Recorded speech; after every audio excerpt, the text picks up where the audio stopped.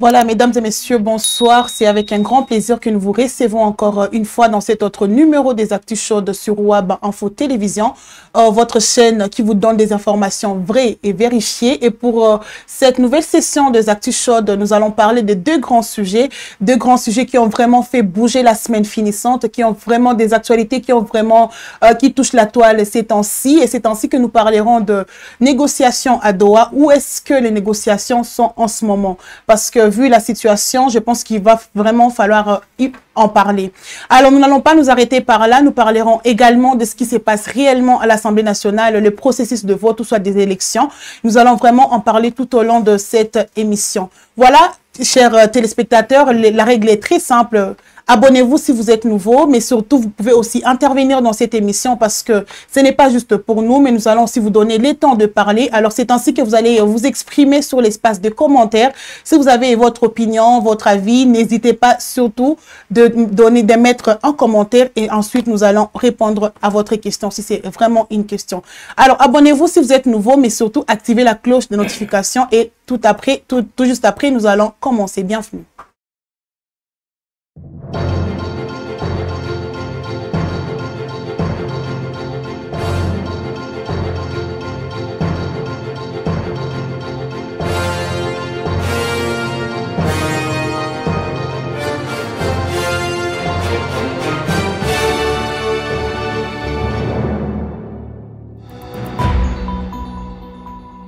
Voilà, comme j'étais en train de le dire au début, nous allons parler de deux grands sujets, mais nous allons d'abord commencer. Nous allons décortiquer le premier qui est à Doha, ce qui se passe réellement à Doha. Est-ce que les négociations sont à quel niveau? Alors, et pour en parler, pour en discuter, je ne suis pas seule sur ce beau plateau de WAB Info Télévision. Je suis avec Alain Zenza. Bonjour Alain, vous allez bien? Bonjour madame. Et mes salutations à mon co-débatteur. Et puis, pourquoi pas, surtout aux fidèles téléspectateurs de WAB Info, parce que ils sont scotchés avec leur propre méga, avec leur propre téléphone, afin de nous suivre et comprendre comment nous allons analyser les actualités. Alors, moi, je suis très contente de vous revoir encore une fois sur ce beau plateau de WAB Info Télévision. En face, voilà, merci. En face de Alain Zenza, nous avons mon confrère Jenny Toali. Jenny, vous allez bien? Je vais très bien parce que nous sommes dans les actus chaudes. Il faut en tout cas être en bon état. Vous êtes en forme? Alors, vous êtes en forme pour parler des sujets que j'ai évoqués? En tout cas, on est prêt. Alors, nous allons parler de Doha, comme je l'ai dit au début. Nous allons commencer à Doha, où le Qatar met les bouchées doubles pour tenter d'obtenir un accord de paix entre l'FC M23 et les gouvernements congolais. Le pays profite du deuxième sommet mondial pour le développement social pour appuyer sur plusieurs leviers et obtenir ses avancées, alors que Félix Antoine Tshisekedi Tshilombo a annoncé le 2 novembre 2025 l'ouverture de cette semaine de discussion entre les délégués de son gouvernement et ceux de l'FC M23. La situation reste pour l'instant presque au point mort. Les délégués sont bien à Doha, mais aucune avancée concrète n'a été enregistrée depuis le début de la semaine.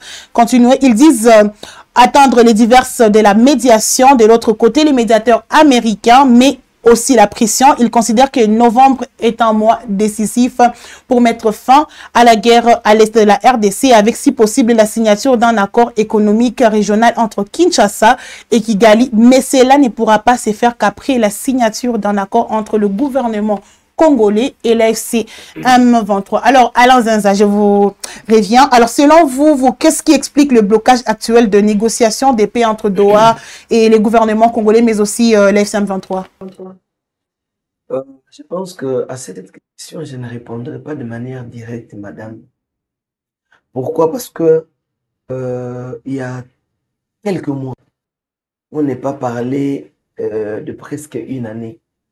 Il y a des pourparlers directs entre l'AFC M23, qui constitue un groupe armé et qui s'est emparé après, comment dirais-je, des accrochages avec les forces loyalistes qui sont les FARDC, de quelques territoires, comment dirais-je, de deux provinces déjà, mais sinon de quelques territoires, ainsi que de villages et autres. Alors, je pense que le gouvernement est en pourparlers, comme vous le savez bien, avec ce groupe rebelle, aujourd'hui appelé AFC M23, dans le cadre de retrouver ou de recouvrer la paix dans la région de l'Est en général et des zones occupées par l'AFC M23 en particulier. Si et seulement si je ne veux pas répondre à votre question directement parce que nous avons beaucoup de morts à l'issue de ces affrontements militaires. Nous avons beaucoup de déplacés à l'issue de cette guerre. Et aujourd'hui, les familles se déciment. Aujourd'hui, nos populations meurent de faim pendant que les zones de l'Est sont dites zones agricoles. N'est-ce pas? Alors, allez-y comprendre, madame, s'il vous plaît. Je ne veux même pas aborder qu'est-ce qui bloque pendant que nous devons d'abord comprendre la genèse, comme vous le dites. Alors, à travers l'accaparation, donc les M23 s'est accaparé de ces zones-là et ça fait que le gouvernement a été mis, comment dirais-je, dos au mur. Au départ, nous savons tous les langages du gouvernement, à travers le chef de l'État, Félix Tshisekedi. Nakoki ko négocier ata mukete na ba parentin. N'est-ce pas? Il a utilisé des termes, jusqu'au point où aujourd'hui, après avoir constaté qu'il y a des choses qui n'avancent pas militairement au niveau du gouvernement et de la coalition gouvernementale, le chef de l'État, Félix Tshisekedi, s'est senti maintenant obligé d'aller vers l'AFC M23 hier Pantin. Hier machiavélique, je ne sais pas. Il y a des mots qui ont été utilisés plusieurs fois. Alors, maintenant là, une question me vient en tête. À qui profite, madame, cette lenteur dans les négociations de Doha? Parce qu'il est arrivé un moment, je rappelle à tous les Congolais et à tous ceux qui nous suivent, téléspectateurs de Web Info, que le Qatar, qui est le médiateur, s'est même décidé d'abandonner les histoires du Congo, de s'occuper beaucoup plus, s'il vous plaît, et de s'occuper de l'Israël et de la Palestine. Il n'y a même pas eu quelques jours que la solution a été trouvée. Comment voulez-vous que, à notre niveau, nous, la RDC, d'ailleurs, pour votre information, nous ne sommes cités à aucun endroit dans le concert des Nations Unies. Notre guerre, apparemment, elle est considérée comme une blague. Alors, à qui profite cette guerre entre l'AFC et les M23? Je pense que c'est la question à laquelle nous répondrons dans les heures qui viennent. Alors, Jenny, je te réponds également. Selon toi, qu'est-ce qui est vraiment, qu'est-ce qui explique le blocage des négociations de paix entre l'AFC M23 et le gouvernement congolais? Parce que ce n'est pas la première fois que les négociations se font, parce qu'il y a plusieurs négociations qui ont commencé, mais jusque-là, à présent, il n'y a aucune solution, il y a un blocage catégorique. Vous pouvez l'expliquer comment? Bon, c'est normal, parce que en suivant de très près les agissements des uns et des autres, comprendre ces blocages.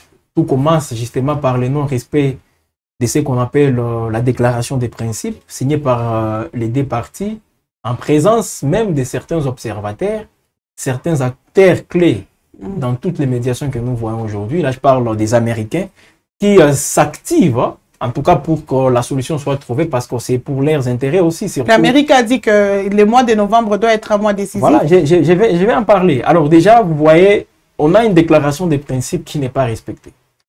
La déclaration des principes, c'est elle qui doit, en principe, donner aussi donner même naissance à un accord.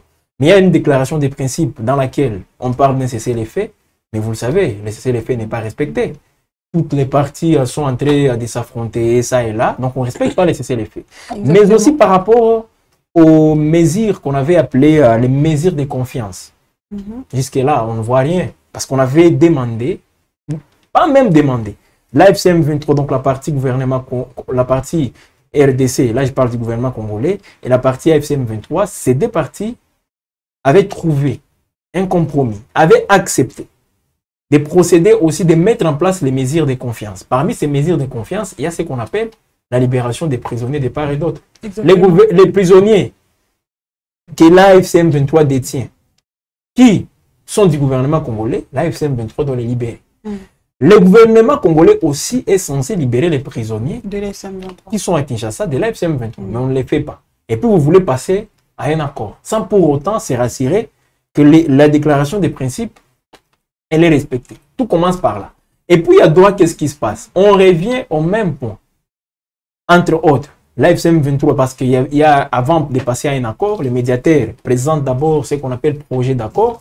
Et ce projet d'accord doit trouver aussi, permettez cette tautologie, doit trouver l'accord des parts et d'autres. Si Kinshasa refuse les projets d'accord, ça ne passe pas. Si l'AFC M23 refuse, ça ne passe pas. Et c'est comme ça, il y a des points qui fâchent aujourd'hui. Parmi ces points, on peut voir, par exemple, lorsqu'on évoque les retours de l'autorité de l'État, et sur ces points, je vous assure, les partis ne s'attendent pas. Le gouvernement congolais attend par les retours de l'autorité de l'État, les retraites d'abord du M23 et laisser le gouvernement installer ses autorités ici. Donc, les retours, le gouverneur qui siège aujourd'hui à Beni, qui se retrouve à Goma avec toute son équipe, au site Kivu, même chose.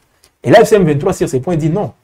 Tout d'abord, on doit s'attendre sur certains points, mais on ne se retire pas. Bien au contraire, nous sommes appelés à travailler ensemble. Voilà, je voudrais un peu savoir, vous avez évoqué quelque chose par rapport aux prisonniers, par exemple, c'était un exemple. Oui. Alors, si réellement les histoires, les négociations sont bloquées actuellement à Doha, parce que déjà, jusqu'à présent, on ne sait pas ce qui se passe réellement, mais s'il faut vraiment parler de la question des prisonniers, donc c'est-à-dire que d'abord, la RDC et l'AFC M23, voilà, dans les coulisses, voilà, pas allez voir d'abord le médiateur, allez voir Doha, allez voir les Américains. Donc entre eux, d'abord ils doivent parler pour qu'ils trouvent une solution d'abord entre eux pour que alors les médiateurs puissent jouer leur rôle. En tout cas, tous les détails, je peux dire, sont réunis parce qu'on a même associé les CICR, le Comité international de la Croix-Rouge, pour faciliter les transports. Parce qu'on sait que le gouvernement congolais, peut-être, ses représentants ne peuvent pas arriver à Goma. Les représentants de l'AFC M23 ne peuvent pas aussi arriver à Kinshasa pour prendre ses prisonniers. On a mis en contribution les CICR pour que les CICR facilitent juste les transports. Donc, les CICR jouent ces rôles-là d'intermédiaire.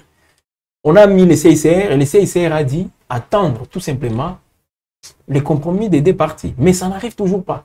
Donc, il y a un blocage. Aussi, ou une volonté manifeste. Je ne sais pas à quelle partie, mais je vais aussi partager la même question que mon co-débatteur a essayé un peu de soulever. À qui profite ces blocages? Parce qu'aujourd'hui, c'est comme s'il y a les tireurs de ficelles. Les gens qui sont en train de tirer profit de ces blocages pour que le temps passe. Et après, demain, c'est eux qui seront les bénéficiaires pour nous développer ou pour nous présenter un autre discours politique. C'est comme ça que ça se passe. Donc aujourd'hui, il y a un blocage. Ça, nous le savons tous. Et ce blocage ne dépend ni du médiateur, ni même des observateurs. Mais c'est entre les deux parties qui ne veulent pas respecter la déclaration des principes. Et comme la déclaration des principes, ça n'est pas respecté, ça crée déjà des blocs, donc ce sont des pots de bananes qu'on jette directement sur les chemins. Bien sûr que l'accord de paix devrait emboîter. C'est un peu ça. Donc il y a un blocage qui est normal parce que les partis ne veulent pas respecter certains préalables. Comme les préalables ne sont pas respectés, voilà là où on en est. Voilà, là je comprends. Mais par exemple, bon, parlons du Qatar, de Doha. Parce que déjà, vu que les deux parties n'arrivent pas à respecter certaines choses, notamment les cessez-le-feu, ça c'est compliqué. Oui. Alors pourquoi est-ce que le Qatar, moi j'aimerais un peu savoir, pourquoi est-ce que le Qatar reste toujours investi dans le rôle de médiation entre les RDC et les M23 et les M23? Est-ce qu'il y a quelque chose à gagner? En tout cas, explique-nous un peu. Bon, diplomatiquement, oui. Le Qatar, c'est un pays qui se distingue aussi dans plusieurs processus diplomatiques. J'ai pu ici soulever les rôles, saluer plutôt les rôles que le Qatar a joué dans les négociations entre les Hamas et l'État d'Israël. Pour justement, si aujourd'hui on voit la libération des otages, ça veut dire qu'il y a des avancées, bien qu'il y a quelques poches où ça ne marche toujours pas. Mais si les États-Unis ont réussi, c'est vantent aujourd'hui d'avoir obtenu l'accord de paix entre les Hamas et l'Israël, c'est parce qu'il y avait aussi une contribution du Qatar. Le Qatar, se distingue aussi beaucoup plus dans ses rôles. Et comme il est en train de le faire aujourd'hui en République démocratique du Congo, il le veut à tout prix réussir. Il ne peut pas aussi fournir tous ses efforts et puis échouer. Parce que diplomatiquement, le Qatar gagne quelque chose, même économiquement. Parce que le Qatar investit beaucoup d'argent au Rwanda, tout comme en République démocratique du Congo. Et le Qatar ne peut pas aussi continuer à investir, à mettre son argent là où il n'y a pas la stabilité. Donc, le Qatar, une fois, vous voyez, très mobilisé dans ces processus, c'est parce qu'il a à gagner, non seulement sur le plan diplomatique, mais aussi sur le plan économique. Et c'est un autre niveau où même le Qatar est en train de s'imposer sur le plan aujourd'hui diplomatique, plus que même la France. Ça, je l'ai dit très bien. Mais la France aussi, récemment, la France aussi est entrée à jouer les rôles de médiation par rapport revenons à la conférence qui s'est passée récemment. Qu'est-ce qu'on a vu? Bon, je pense que les mêmes jours, la France propose la réouverture de l'aéroport de Goma sur les champs. Vous avez suivi les réactions. Le Rwanda, l'AFC M23 d'abord a dit non. On ne pouvait pas évoquer la question de la libération de l'aéroport de Goma. Si le Qatar a quelque chose vous ne pouvez pas parler de la libération de l'aéroport de Goma sans pour autant associer le gouvernement congolais. Et voilà là où les choses... Donc la France, elle continue toujours de briller par les échecs. Et au niveau du Qatar, aujourd'hui, diplomatiquement, j'ai dit bien, le Qatar pèse par rapport à la France. Ce n'est pas parce que le Qatar a son pétrole qui est envié par tout le monde, mais c'est parce que c'est un État qui s'impose par son charisme, par son savoir-faire dans tous ces conflits aujourd'hui. Alors, donc, Alain Zeza, expliquez-moi un peu. Donc, si c'est pas la première fois que la France a essayé de jouer un rôle de médiation entre la guerre de l'AFC M23, parce que je me rappelle, à l'ONU, il avait promis, Emmanuel Macron avait promis à Félix Tshisekedi de faire une conférence, et il l'avait fait. C'est la conférence qui s'est passée récemment. Quel résultat? Donc, certainement, la France aussi a quelque chose à gagner. Vous pensez c'est là? Oui, le bon, c'est que les pays africains se désolidarisent de la France. Vous voyez avec ce qui s'est passé au Mali, vous voyez ce qui s'est passé au Niger, vous voyez ce qui s'est passé au Burkina Faso. Bref, la France perd la pédale par rapport à, comment dirais-je, à son pouvoir sur le pays africain. Ça fait que les chefs d'État ou, comment dirais-je, les belligérants, donc le gouvernement ainsi que l'FCM 23, comprenant que la France n'a plus ce pouvoir d'attente, c'est normal qu'à un moment donné que ces belligérants sapent même, comment dirais-je, la position de la France. Parce que comment comprendrez-vous que la réouverture de l'aéroport, n'est-ce pas que c'est quelque chose qui a été demandé par la population de Goma, précisément, ou la réouverture des aéroports, Kavumu, Goma et autres, c'est quelque chose qui a été demandé au même pied d'égalité que les banques, n'est-ce pas, par la population. Comment est-ce qu'aujourd'hui, que la France l'ait déclaré, tout de suite, que ce soit le Rwanda, que ce soit l'AFC M23, a donné, et même le gouvernement congolais ont donné leur position, même mon débatteur vient de m'ajouter même la position du gouvernement. Ils ont été clairs que la France ne peut pas imposer, contrairement. Ce langage n'est jamais tenu face aux États-Unis. Parce que je me rappelle qu'il y a des choses qui leur sont imposées des États-Unis, même par rapport au délai. Vous venez de parler du mois de novembre. Quelque part, les États-Unis veulent imposer le mois de novembre comme le mois, c'est ça, comme le mois de la chute des négociations entre l'AFC M23. Pourquoi pas la RDC, le gouvernement congolais, ainsi que le gouvernement rwandais, n'est-ce pas? Quelle est cette partie qui a fait des déclarations contredisant les États-Unis? C'est pourquoi c'est par rapport à leur force, à leur puissance. Nous nous rendons compte que la France n'est plus cette France datant des années 80, des années 90, pourquoi pas des années 2000. Vous voyez, la France a perdu son pouvoir sur les pays colonisés, comme on les appelait à l'époque, hein, des pays colonisés. Donc, cette histoire de France-Afrique est en train petit à petit de prendre fin. Voilà pourquoi l'AFCM 23 peut, comment dirais-je, répondre au gouvernement français. Voilà pourquoi, comment dirais-je, le gouvernement congolais peut tout de suite refuser la proposition du gouvernement français. Mais j'aimerais aussi un peu savoir, selon vous, certains peuvent dire que non, les négociations africaines ne sont plus en Afrique, dans les continents. Vous pensez quoi par rapport à cela? Est-ce que c'est un signe de faiblesse diplomatique, ou soit il n'y a pas un pays qui peut jouer mieux le rôle de médiation entre la guerre de l'F-23 et les gouvernements congolais? Vous savez, effectivement. Mais le Togo n'est pas tellement investi. Les Togo aussi.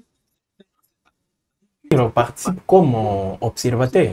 Là aussi, il faut le préciser bien que c'est au niveau de la France où il a eu aussi un petit pouvoir là. Mais pour quel résultat, c'est la question que je me pose. Quelle représente les histoires de Paris? Ça représente quoi aujourd'hui sur le plan diplomatique?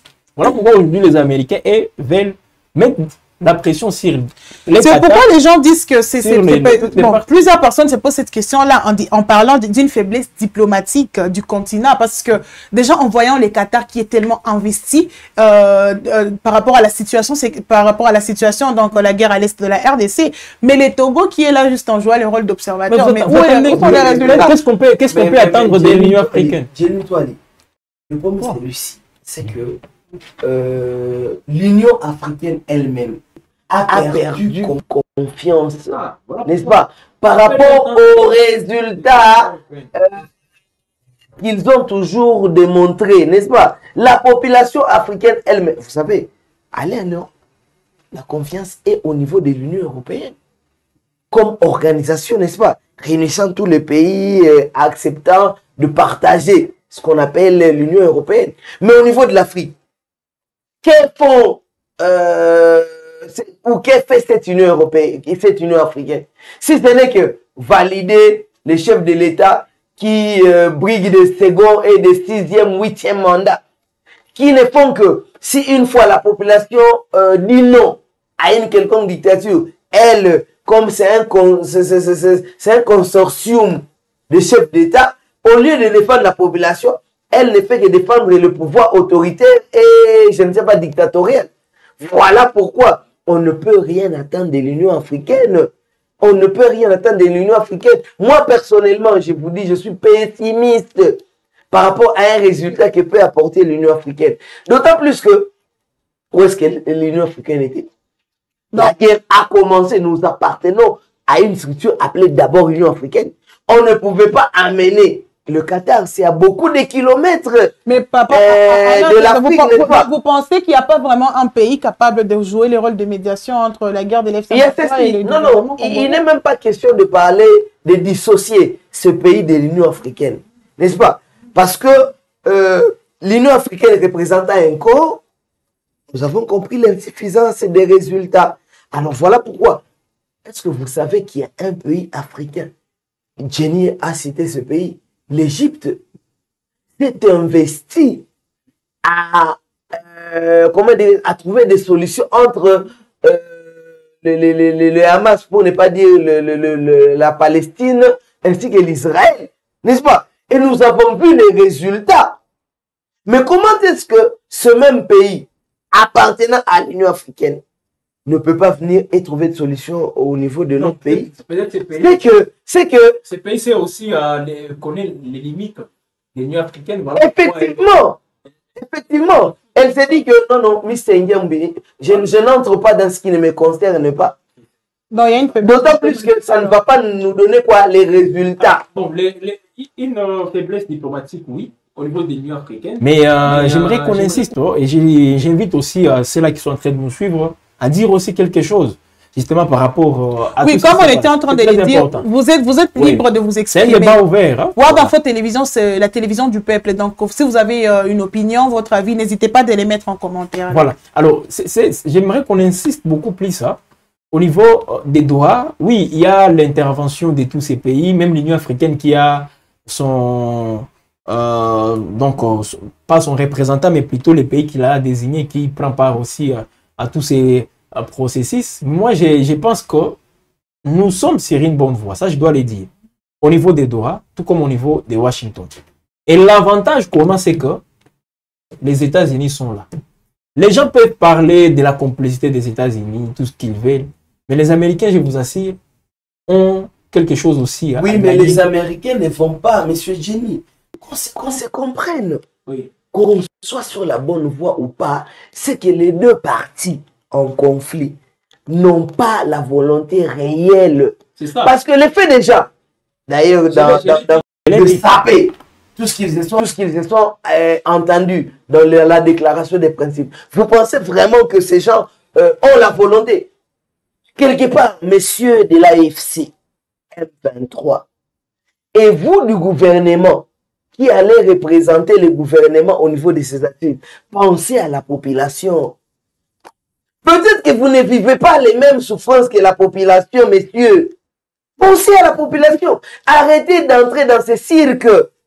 Nous n'avons pas besoin de tout ce que vous faites. Ce que vous faites là, peut-être que ça vous profite, messieurs. Mais un jour, vous répondrez. Ça, je vous l'informe. Faites un effort de penser à la souffrance que mène la population de Ouvira. Pensez à la population, comment dirais-je, de Rutshuru. Pensez à la population de toutes les zones aujourd'hui occupées. Qu'est-ce qui fait que vous devez bloquer les processus? Comment est-ce que les choses n'avancent pas de manière positive? Qu'est-ce qui bloque?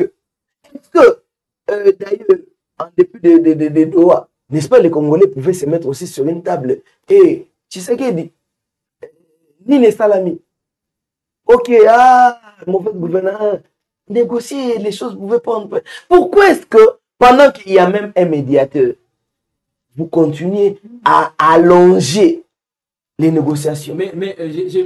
C'est pas normal. Vous avez ajouté justement qu'on ne laisse pas aussi l'opinion, donc on ne tombe pas, ça j'aimerais demander mon co-débatteur, qu'on ne tombe pas aussi beaucoup plus dans les émotions, parce que je les vois aller, il est tellement émotionné. je les vois aller dans ce sens. Vous savez, il y a, j'ai aimé la question qu'il a soulevée, qui profite aussi ces blocages. Voilà, parce que ce n'est pas la première fois, il y a tellement de blocages. À qui profite ces blocages? Les gens peuvent penser, oui, l'AFC M23 occupe Goma, l'AFC M23 occupe Bukavu, et c'est content de ça. Mais non, ça je vous dis, le fait pour l'AFC M23 d'être seulement à Goma, d'être à Bukavu, dans cette situation, dans ces contextes où on voit certains services, entre autres les banques qui ne fonctionnent pas, l'AFC M23 n'est pas aussi content. Ça je dois vous le dire. Donc ils ont besoin aussi de trouver la solution.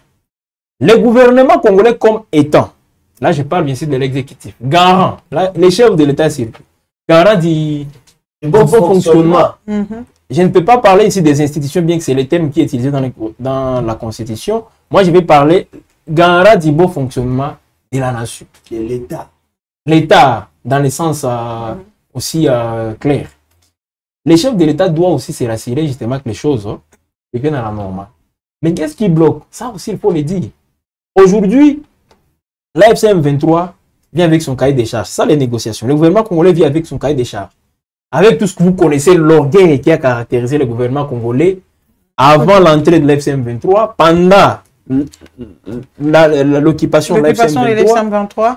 Cet orgueil, bien qu'il est entré aussi à déconnaître une certaine baisse, mais l'orgueil est toujours là. Le gouvernement congolais garde toujours son orgueil vis-à-vis du M23. Et avec ça, c'est difficile d'avancer. Voilà pourquoi nous parlons d'un blocage. Et il y a d'autres esprits qui pensent que cette bataille, ou même cette guerre, disons-le ainsi, on va la gagner avec le front militaire. Les gens pensent que, parce que j'ai entendu les gens dire non, les drones survolent Goma, nos drones survolent, je ne sais pas, l'espace aérien occupé par la M23. Déjà, ils ne respectent pas le cessez-le-feu. Voilà, on ne respecte pas le cessez-le-feu. On est là contre de ces déclarations, tout à fait. Mais le fait de dire ça, ça ne veut pas dire que vous êtes en mesure de libérer Goma. Nous souhaitons tous que les choses changent. Mais aujourd'hui, dire que vous allez mener la guerre pour chasser la M23 ici à Goma, ou même à Bukavu, c'est compliqué. Pourquoi je l'ai dit? Parce qu'il y a des populations qui sont à Goma, des millions de gens. Vous allez mener la guerre dans une ville densément peuplée comme la ville de Goma, au Bukavu, pour chasser la M23. Ce qui est difficile. Alors, le gouvernement doit reconnaître son erreur. Le fait d'avoir laissé la FCM23 prendre Goma et Bukavu, ça, il faut le dire. Voilà pourquoi moi j'ai dit c'est un peu difficile. Voilà. On pensait que ça serait un peu difficile que la FCM23 libère Goma ou soit... Par la voie militaire, c'est difficile. Voilà pourquoi nous insistons sur l'option diplomatique et surtout la bonne foi des parts et d'autres. Oui. Les uns les autres, effectivement. Quand on négocie, il y a ce qu'on appelle des concessions. Donc, là où vous espérez gagner quelque chose, vous laissez cette voie en privilégiant beaucoup plus l'intérêt général, donc la population. Là, je vois la population. La FCM23 pouvait avoir peut-être des revendications beaucoup plus élevées, mais il sera dans l'obligation de revoir ces revendications pour permettre à ce que le processus connaisse une fin, aussi souhaiter une fin normale. Mais aujourd'hui, si le parti n'arrive pas à faire des concessions, ça sera compliqué. Voilà pourquoi à Doha, on peut dire tout ce que nous voulons, les choses n'avancent pas. Voilà, mais il y a aussi les médiateurs américains qui essaient un peu de mettre la pression. Ils considèrent que novembre est un mois décisif et souhaitent tout boucler avant la fin du mois. Donc, déjà, ils estiment que les négociations vont prendre fin. Vous savez pourquoi ils font ça? Voilà. Ils mettent pression pour se concentrer à autre chose. Parce qu'il y a un accord sur les échanges économiques. Voilà, c'est là qu'ils sont en train de dire la signature d'un accord économique régional entre Kinshasa et Kigali. Mais cela ne pourra se faire qu'après la signature d'un accord entre le gouvernement congolais et les FCM23. Aujourd'hui, Goma et Bukavu partageant les frontières avec le Rwanda, la RDC ne peut pas mener les opérations économiques avec le Rwanda sans pour autant avoir le contrôle de Goma et de Bukavu. Quand je parle de la RDC, je parle du gouvernement congolais. C'est difficile. Aujourd'hui, les Américains insistent sur un bon déroulement, une fin aussi normale du processus de Doha pour faciliter aussi les tâches au processus de Washington. Parce que l'accord de paix signé à Washington le 27 juin n'est pas aussi respecté. Pourquoi? Parce qu'on n'avait pas évoqué de manière aussi, je peux dire, ouverte, la question de la FCM23. Alors la question de la FCM23, on l'a orientée au niveau des Doha. Voilà pourquoi les Américains interviennent aussi à Doha pour se rassurer aussi que les choses marchent bien à Doha et puis finaliser les histoires de Washington. Et pour finaliser, comment ça va se faire? Kagame et Tshisekedi vont se rencontrer à Washington autour de Donald Trump pour entériner l'accord de paix de Washington signé entre les deux pays. Parce que jusque-là, on n'a pas encore terminé. Et là, je suis en train d'interpeller le Parlement congolais.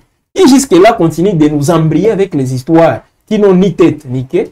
Les histoires là qu'on nous parle d'émissions, nos pétitions, je ne sais pas quoi. Voilà. Les débats inutiles que nous voyons à l'Assemblée nationale, au lieu de se focaliser sur cette question. Et en parlant de l'Assemblée nationale, voilà. Depuis que vous avez vu cette Assemblée nationale, même le Sénat, je parle du Parlement d'une manière générale, rentrer des vacances pour faire pour la session de septembre qui est en cours, est-ce que vous les avez? Qui est une session exclusivement budgétaire. Oui, une session budgétaire. Non, essentiellement budgétaire, pas exclusivement. Essentiellement budgétaire. Est-ce que vous avez un jour vu le Sénat, tout comme l'Assemblée nationale, mener le débat ou faire un débat sur l'accord de paix de Doha ou même de Washington? Non, ils ne sont même pas, ils n'avaient même pas été consultés. Ça, je vous l'ai dit. Ils n'ont pas été consultés par l'exécutif. Aujourd'hui au Rwanda, ils ont déjà ratifié l'accord de Washington. Depuis bien avant, le Rwanda a déjà fini tout ce processus. Mais chez nous, le Parlement n'a pas encore ratifié. Donc, comment... M. Jenny, ce qui importe, c'est ratifier. Non! Ou ce qui importe, c'est trouver des solutions aux problèmes qui existent. Évitons ratifier un accord qui sera demain piétiné. À quoi vous ratifier un accord qui sera piétiné? On doit respecter. S'il vous plaît. On doit respecter les principes. Oui, mais pourquoi je le dis? S'il vous plaît, il est question de. Vous savez, de trouver une solution au problème réel qui existe. Pourquoi aujourd'hui les gens s'insurgent de l'intégration de la RDC dans l'EAC? Vous savez pourquoi? Oui, c'est vous qui parlez. Parce que on n'avait même pas mener un débat autour de cette intégration. L'exécutif est allé va sans pour autant associer le Parlement. Ça, je vous l'ai dit. Et aujourd'hui, où est-ce qu'on en est? Vous-même, vous connaissez les conséquences de notre intégration. Aussi brutale. Mais qu'est-ce que nous gagnons de l'EAC? On ne peut pas mener un processus, amener les débats d'une nation au niveau international sans pour autant associer les parlements. Vous savez pourquoi? L'accord qu'on va signer avec le Rwanda, les accords et les traités internationaux prennent les décisions sur notre constitution. Effectivement. Alors pourquoi vous allez dans une démarche qui prend les décisions de notre constitution sans pour autant associer les parlements qui est le pouvoir législatif? Pourquoi on ne le fait pas? Alors aujourd'hui, ces parlements continuent. Je ne suis pas là, le problème est intérieur. Non, je sais pas. Des solutions. Alors, vous pensez que nous, on obtient la paix, tout ça, mais ça va nous ramener encore en arrière si une fois on signe des accords. Sans pour les accords attendez, signer et après, attendez. Non, c'est pas comme ça. On passe d'abord. Donc vous estimez que l'accord avec les accords, si les accords seront signés, on aura une solution durable. S'il vous plaît. Oui, mais si seulement. Oui, allez-y. Il y a un point que nous sommes entrés. On ne se comprend pas sur un point. L'accord est déjà signé. Ça, je l'ai dit. L'accord de Washington, c'est déjà signé. Mais il n'est pas encore entériné. Il est déjà signé. L'étape qui doit suivre. L'accord de Washington a été signé. Oui, c'est déjà signé. Mais, côté congolais, on n'a pas encore ratifié cet accord. Mais au Rwanda, c'est déjà fait. On ne peut pas. Mais ce n'est pas du copier-coller. Non, non. Comment voulez-vous que nous fassions du copier-coller avec le Rwanda? Non, mais monsieur, c'est les principes. Mais c'est ça, c'est ce qui fait. S'il vous plaît. Peut-être que le Parlement congolais se donne le temps. Non, c'est pas de pouvoir amener d'abord le processus de Doha jusqu'à la fin et après la rencontre entre les deux chefs d'État et par après ratifier. Comment est-ce que nous sommes suivis? Non, c'est pas pour que comme les Rwandais a ratifié directement et Bissot Petro qui est ratifié. Non, mais non. Non. Bon, je pense que je l'ai on finit ces points. Il faut clarifier les choses. Voilà. Oui. Ce n'est pas une question d'être suiveur du Rwanda ou je ne sais pas qui. Vous-même, vous avez soulevé un point très important ici. En parlant, non, au-delà de ça qui profite, vous avez dit, le peuple souffre. Faites tout pour signer un accord, n'est-ce pas? Vous avez parlé de ça. Alors, il y a un blocage au niveau du Parlement congolais aussi. Ça, vous ne le savez pas. Il y a un blocage. Le fait pour le Parlement congolais de ne pas se focaliser sur cet accord, c'est déjà un blocage. Nous perdons du temps. Nous perdons du temps. Alors, le Parlement congolais devrait aborder déjà ce débat. S'il y a des lacunes, on essaie un peu de les extirper et voir comment est-ce qu'on peut avancer. Mais le Parlement ne le fait pas. C'est ce que j'ai dit. Les Américains mettent pression pour qu'on finalise. Supposons cette semaine, demain samedi ou même après-demain, qu'on signe l'accord de Doha. C'est à ce moment-là que le Parlement congolais va se mobiliser pour signer, pour ratifier, ou pour ratifier bien sûr l'accord de Washington. Comment vous trouvez cela? Donc, les présidents vont entériner pendant que la RDC n'a pas encore ratifié, son Parlement n'a pas encore ratifié. Et là, vous dites que nous sommes les suiveurs du Rwanda. Mais nous parlons de quoi là? En tout cas, ça reste à vérifier. Parce que déjà, pourquoi un éventuel accord économique entre Kinshasa et Kigali dépend d'abord d'un accord de paix avec le FCM23? Expliquez-nous un peu. Parce que la FCM23 occupe Goma. Ça, je l'ai dit. Les gens peuvent parler les Rwandais, oui, les Rwandais soutiennent la FCM23, comme ça s'est dit avec les rapports, tout ça. Mais aujourd'hui, nous devons comprendre une chose. La FCM23 a pris une autre dimension. La FCM23 est traitée des côtés, les Rwandais aussi de son côté. Ouais. Donc, le fait de lier la FCM23, moi, je peux dire, dans les processus diplomatiques, on ne les fait pas. La RDC discute à Doha avec la FCM23 et à Washington avec qui? Avec le Rwanda. Alors, la FCM23, pourquoi on insiste sur les bons aboutissements du processus de Doha pour finaliser aussi avec Washington? Parce que la FCM23, c'est ce qu'on appelle l'aide du cyclone. La mère l'avait dit et les gens l'avaient injurié, je ne sais pas, l'avaient traité de tous les noms. Et bien, il avait raison.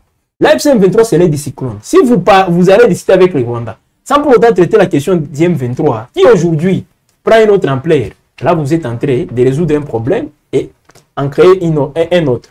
Donc, trouver des solutions avec le Rwanda tout en sachant qu'on doit trouver des solutions avec la FCM23. Voilà pourquoi Doha... Voilà pourquoi nous appelons patriotisme des uns et des autres. Voilà. Parce que tous prétendent être congolais.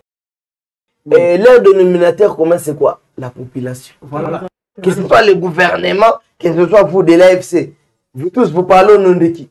Voilà. Pensez à ce peuple-là. Pour les investir les processus de Doha pour continuer avec celui de Washington. C'est un peu ça. Voilà, merci beaucoup. Et nous sommes en train de chuter vers le deuxième sujet qu'on a évoqué au début. On va essayer un peu de lire quelques commentaires.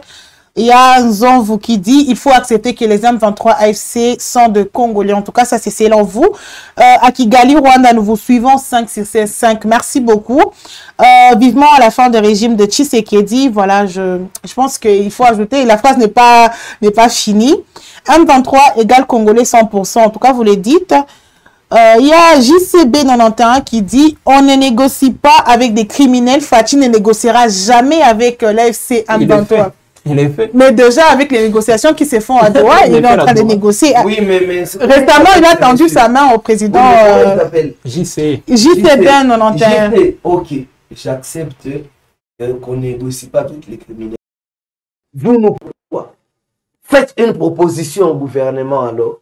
Parce que pendant que ceux qui sont à l'Est, pendant que ceux qui sont dans les zones aujourd'hui occupées sont en train de mourir de faim, de la guerre, des maladies et autres, vous, qu'est-ce que vous nous proposez alors pour mettre fin à cette crise? Voilà, en tout cas, je pense qu'il va intervenir. Et enfin, nous allons lire les commentaires de toujours JCB91 qui essaie un peu de répondre à Nzonvu qui a dit il faut accepter que les M23 FC sont des Congolais. Il a dit voilà, je n'arrive pas bien à lire. Voilà, nous sommes en train de chuter par rapport au deuxième sujet où nous allons parler de l'Assemblée nationale, ce qui se passe réellement à l'Assemblée nationale. Alors, je vais essayer un peu de vous récapituler les choses. Le rapporteur de l'Assemblée nationale, Jacques Joly, a confirmé que les votes se tiendront le jeudi 13 novembre 2025 à l'issue d'une plénière solennelle. Cette élection intervient après le départ de Vital Kamerhe, voilà, ancien président de l'institution, et Dominique Munongo, rapporteur adjointe. Côté candidature, Aimé Bodji est désigné comme candidat unique de l'Union sacrée qui pour succéder Vital Kamerhe. Alors, Aimé Bodji qui a été candidat unique de l'Union sacrée, c'est selon la décision du président de la République. Mais le groupe Ensemble pour la République a proposé Clotilde Moutita, tandis que 2 députés non inscrits, Gratien Iraka et Christelle Vwanga, ont également annoncé leur candidature. Les dossiers seront examinés dès ce samedi par une commission technique conformément à l'article 27 du règlement intérieur. Et la campagne se déroulera les 11 et les 12 novembre 2025. Une fois les nouveaux élus installés, les travaux parlementaires pourront enfin répondre pleinement à l'Assemblée nationale. Alors Jenny, qu'est-ce que vous pensez? Parce que déjà, 3 candidatures pour un seul poste et cela ne peut pas provoquer des tensions internes au sein du Parlement. Surtout pour le poste de rapporteur adjoint. Voilà. Bon, là, c'est en tout cas très compliqué parce que ça crée même une forte polémique où on voit les partis ensemble vouloir coûte que coûte conserver donc avoir ces postes-là. C'est vrai, aujourd'hui, Dominique Munongo qui a démissionné, mais ensemble a désigné Clotilde Moutita pour remplacer Exactement. Dominique Munongo. Et je dois préciser ici, ces histoires concernent les sièges au sein du bureau de l'Assemblée nationale, concernent les groupes parlementaires à l'Assemblée nationale. Ça ne concerne pas les non-inscrits. Parce que j'ai vu certains non-inscrits aussi postuler. Voilà. Ça ne se fait pas. Voilà encore un gangsterisme qui est en train de prendre forme dans ces parlements. Ça va provoquer donc des tensions. Il y a ancien d'Ensemble pour la République de Moïse Katumbi et Christelle Vwanga aussi, ancien membre d'Ensemble. Tous viennent de déposer aussi leur candidature au même poste que Clotilde Moutita qui est soutenue par son parti. Et ça crée des polémiques. Pourquoi même au sein d'Ensemble, j'ai vu Christian Mwandona même évoquer ces sujets dans une émission précédente, toujours à WAB. J'ai vu, j'ai vu Christian Mwando aller solliciter les soutiens. J'ai dit bien solliciter les soutiens de l'Union sacrée au siège de l'Union sacrée pour la candidature de Clotilde Moutita. Ce qui ne passe pas bien dans les oreilles du directoire de l'Ensemble pour la République. Ils sont en train de se désolidariser de la démarche. Ça crée des tensions. De la démarche de Christian Mwando. Ça veut dire qu'à l'Assemblée nationale, c'est vrai au niveau des présidents, l'Union sacrée essaie un peu de mettre de l'ordre avec la candidature unique d'Aimé Bodji, bien qu'il y a des frustrations, les Mbindoulé. Oui, en disant que pourquoi est-ce que la décision est venue de la du président de la République. Sont frustrés, mais je l'ai toujours dit, bah supporter Koutina Bango, ils ont créé ces histoires, qu'ils subissent maintenant les Ils doivent supporter les conséquences de leur... Les Mbindoulé doivent supporter. Ils ont créé ces désordres et même Je le disais, ce désordre créé à l'Assemblée nationale n'a rien à voir d'une démarche aussi parlementaire noble. Ils ont créé ces désordres pour éviter, pour écarter la personne de Vital Kamerhe et Dominique Monongo qui est de l'opposition. Alors ils vont, aujourd'hui ils se réveillent pour dire non, laissez le pouvoir aux députés. Non. Mais quand vous-même, vous étiez soutenu, Bindoulé et les restes et ses compagnons, pour évincer Vital Kamerhe, ils n'ont pas vu tout ça. Et là, le président Félix Tshisekedi leur a montré que c'est lui le seul maître d'IG. Oui, il était d'accord aussi voilà, pour la décision doit être d'accord aujourd'hui pour la lui. candidature de Boji. Qu'il subit ça, c'est tout. Que ce soit Bindoulé, je ne sais pas qui d'autre, les messieurs là de Walikale, les députés de Walikale, Willy Michel, tout le reste. Non, il faut cesser de nous embrayer. Vous devez supporter vos conneries. Ils ont fait ça eux-mêmes. Alors, ils doivent vraiment supporter cela. Alors, le poste des rapporteurs adjoints est souvent considéré comme un poste secondaire, alors qu'il y a beaucoup de gens qui veulent vraiment postuler sur ces postes-là. Vous ne pensez pas qu'ils jouent un rôle... parce que déjà, si les gens se mettent à fond pour postuler pour le poste des rapporteurs adjoints, est-ce que ces postes ne jouent pas un grand rôle dans l'Assemblée nationale? S'il vous plaît, il n'y a pas de poste. Cette poste et chaque poste est défini. Les prérogatives de chaque poste sont définies par, si je ne me trompe, les règlements intérieurs. N'est-ce pas? Oui. Alors, ça fait que il n'y a aucun poste à minimiser. Preuve, déjà, ce poste que vous appelez minime, que vous négligez, comment dirais-je, crée déjà polémique dans l'ensemble de parti politique de Moïse Katumbi, n'est-ce pas? Si c'était un poste négligeable, est-ce que ça créerait polémique? N'est-ce pas? Et donc, tous les postes sont importants, d'autant plus qu'ils sont mis au suffrage pour pouvoir, comment dirais-je, y accéder. Donc, aucun des postes n'est moins important. Finalement, tous les postes sont vraiment surestimés ou soit très importants. Pourquoi est-ce que Crispin Bindoulé ne peut pas postuler en tant que rapporteur? Ça revient juste à l'opposition. Voilà. C'est ça, c'est ça. Non, mais de nous embrayer aussi, je vois, ça ne passe pas. Il y a eu déjà vous ne pouvez pas obtenir un poste dans les bureaux au moment où vous n'avez pas de groupe parlementaire. Oui, ça ne se fait pas. À moins, donc, voilà pourquoi, si quelqu'un, entre Christelle Vouanga ou Irachan, passait comme rapporteur, là, ça sera encore un coup de l'union sacrée pour éviter encore une fois une opposition. Et ça crée débat, ça risque même de créer un mauvais climat au sein de cette Assemblée nationale. Lorsque Jacques Joly était en train de parler, il a parlé d'une commission technique chargée d'examiner les dossiers. Selon vous, est-ce que le processus électoral à l'Assemblée nationale est vraiment transparent et équitable ou tout est déjà joué en avance? Parce que déjà, moi je me réfère beaucoup plus, parce qu'il y avait plusieurs candidats. Mais on a choisi qu'un seul candidat qui est Aimé Boji. Et la décision est venue du président de la République. Voilà. Est-ce que c'est vraiment, avec tout ça, on a parlé de techniques chargées d'examiner des dossiers. Est-ce que ce n'est pas joué en avance? C'est juste protocolé. Jenny, pour toi, il intervient. Je pense que tout ça, ils le font de manière, comme il dit, protocolaire. D'autant plus que le jeu est déjà joué. Et ce n'est même pas démocratique pour votre information. À mon avis, ce n'est pas démocratique. Ces élections ne sont pas démocratiques. Comment voulez-vous qu'un poste, comment dirais-je, à un poste de décision comme la présidente de l'Assemblée nationale, qu'il n'y ait qu'un seul candidat? Monsieur, vous nous ramenez au fameux Tatabo Moko, Mamabo Moko, Mokonzibo Moko, les mots d'ordre. Et comment est-ce que ce mot d'ordre, d'ailleurs, je me rappelle encore qu'il y a une déclaration du chef de l'État ignorant la destitution de Vital Kamerhe. C'était aux États-Unis, si je ne me trompe. Magambo Assemblée nationale Italingaïte. C'est une autre institution indépendante. Bref, hein, c'est ce que je ressors du propos du chef de l'État. Mais aujourd'hui, pendant qu'il faille choisir, comment dirais-je, un conducteur ou un président au niveau de l'Assemblée nationale, qui est une liste unique. Pourquoi?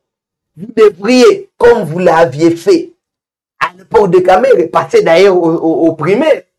Mais les primaires sont passées où? Qui est, comment dirais-je, un langage unique, hein? Le chef Ali. Apana. Ça revient au passé. Ça, pour moi, je considère ça comme une dictature. Mais pour ce qui est de l'opposition, le poste, pourquoi est-ce qu'il doit être convoité par 3 candidats? Pourquoi seulement le poste de rapporteur à jeu doit être convoité par 3 candidats? Et que au niveau de la présidence, il y a une candidature unique. Pourquoi? On devait laisser à tous, surtout qu'ils appartenaient tous à la même famille politique. Il y a eu 12 candidats. D'ailleurs, je me rappelle qu'il y a même Aimé Boji qui a été au niveau de la lettre, du document sorti par l'Union Sacrée, qui a été dit député Nord Kivu. Ça a créé à l'époque une polémique terrible, n'est-ce pas? C'est une erreur. Oui, c'est ça. Moi, je ne veux même pas entrer dans cette je ne veux pas entrer dans cette polémique. Mais sinon, personnellement, s'il faut demander mon point de vue, je n'ai pas aimé cette décision d'avoir un candidat unique. Laissez aux députés le choix de choisir entre le moindre mal, n'est-ce pas? Peut-être que les députés pouvaient se choisir Mbosso, Koko Mbosso, et à la place de Meboji. Mais comme de petits enfants, vous leur dictez ce qu'ils doivent faire. En quoi est-ce que c'est un parlement représentant le peuple? Voilà, en tout cas, ça reste à voir. Voilà, mesdames et messieurs, nous sommes en train d'aller d'étendre vers la fin. Alors, Jenny, je te donne un peu quelques secondes. Vous avez un petit mot de la fin par rapport national? Bon, c'est de vous remercier, surtout insister sur... bon, cette Assemblée nationale, elle est en train de perdre les pédales. En tout cas, les règles démocratiques ne sont plus respectées, on commence à imposer les gens, les députés n'ont plus ces pouvoirs. Et c'est eux-mêmes qui ont voulu cela. Eux-mêmes ils ont perdu même leur pouvoir. Pour des petites miettes, des petits intérêts qui n'ont rien à voir avec la population, et qu'ils subissent. Ça, j'insiste, qu'ils subissent. Mais j'insiste aussi, malheureusement, on a aussi un peuple qui mérite ces gens de députés. Non, le peuple congolais, c'est un peuple fort, messieurs. Le peuple congolais, reste fort. J'imagine le peuple congolais mérite ces genres de dirigeants, ces genres de députés. Tout peuple mérite ses dirigeants. C'est pas une nouveauté, c'est ça, c'est pas une nouveauté. Oui. Mais ça ne fait pas du peuple congolais un peuple faible. C'est pas ce que je dis. Vous voulez le peuple. Tu vas me faire dire ça que je n'ai pas dit. Pour minimiser la force du peuple. J'ai dit ceci. Pourquoi minimisez-vous la force du peuple? Le peuple congolais mérite ces députés-là. Tout comme le peuple congolais mérite les dirigeants. Non, mais les députés méritent ceux qu'ils sont en train de vivre. Non. Parce qu'ils ont cherché. Vous l'avez dit. Mais oui, je l'ai dit. Alors, merci beaucoup. Le peuple congolais. Le peuple congolais mérite ça. Je ne dis pas qu'il n'est pas fort ou qu'il est fort. Il mérite ses dirigeants. Ok, voilà. Merci beaucoup, Alain Zaza. Merci beaucoup d'avoir participé. Jenny, merci. C'est à moi de vous remercier. Je pense que vous avez vraiment, nous avons vraiment décortiqué les 2 sujets que j'ai évoqués au début. Oui. Chers téléspectateurs, merci de nous avoir suivis dans cette nouvelle session des Actus Chaudes. Alors, si vous êtes toujours nouveau, n'oubliez pas de vous abonner si vous ne l'avez pas fait au début. Surtout, activez la cloche de notification pour être au courant de tout sur WAB Info Télévision. Rendez-vous vendredi prochain et prenez soin de vous.